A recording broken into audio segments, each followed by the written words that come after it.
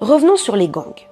Si vous regardez où se trouvent ces milices sur la carte d'Haïti, si vous regardez quels sont les secteurs que ces gangs contrôlent, vous comprenez le dessous des cartes de la crise haïtienne.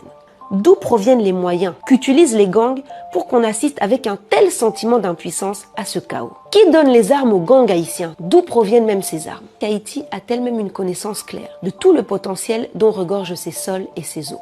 Rien n'est moins sûr. Par contre, le Canada et les USA en ont pleine conscience et depuis longtemps. Regardons par exemple les recherches qui sont faites depuis 2008, c'est vraiment récent à l'échelle de la vie d'un pays, et qui estiment que les ressources haïtiennes pourraient valoir plus de 20 milliards de dollars sur les marchés internationaux.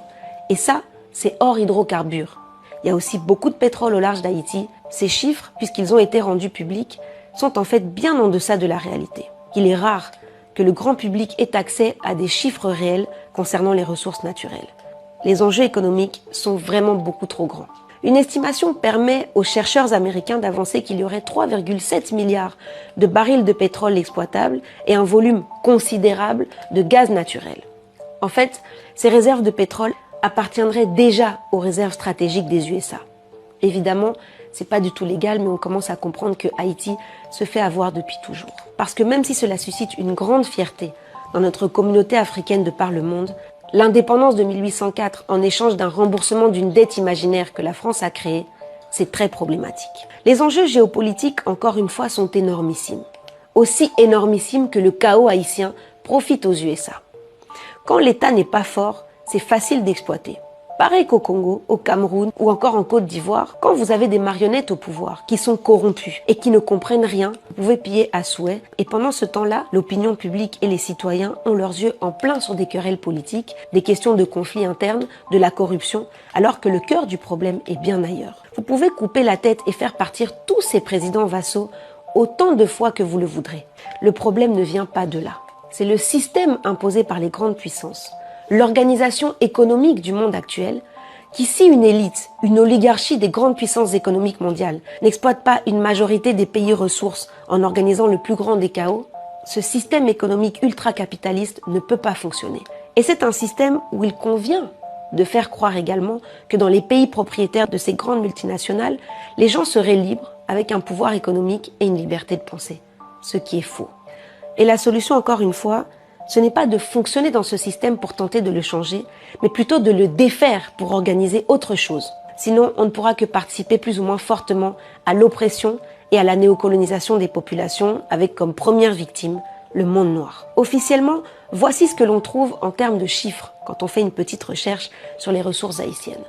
86,2% d'exploitation qui va aux États-Unis, 5% qui va au Canada, 2,5% à la France, évidemment toujours dans les parages celle-là, et ça c'était en 2010.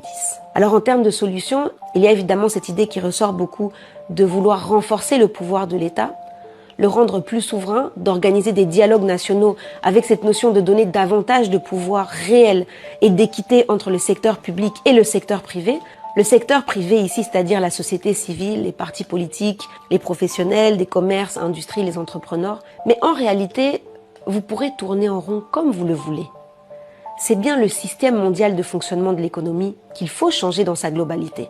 Parce que ce système ne peut fonctionner que si une minorité exploite une majorité. Pour qu'il y ait de l'électricité, de l'eau et du chauffage en permanence dans les mégalopoles des grandes puissances, il faut pour cela que d'autres pays du monde vivent le chaos, soient déstabilisés. C'est le confort de certains, un petit nombre, au mépris de l'horreur pour certains autres, et ce schéma se reproduit à peu près partout dans le monde, de façon plus ou moins différente. Les gangs aujourd'hui en Haïti peuvent aussi s'organiser et être créés car il y a cette population majoritairement très pauvre économiquement, qui vit dans la frustration énorme créée par la société de consommation, cette vie de luxe dont beaucoup rêvent, et bien sûr, il y a aussi cette arrogance maladive, provenant des familles riches d'Haïti qui font souvent tout, parfois de manière inconsciente d'ailleurs, pour que leur descendance devienne de plus en plus blanche de peau et qui se marient d'ailleurs entre eux, entoisant le reste du peuple haïtien depuis les hautes montagnes de la capitale. Vous voyez qu'il y a encore une fois beaucoup de paramètres à prendre en compte, dont certains que je ne pouvais pas aborder ici. Mais avant de clôturer, voici quelques faits qui caractérisent Haïti au moment de la publication de cette vidéo.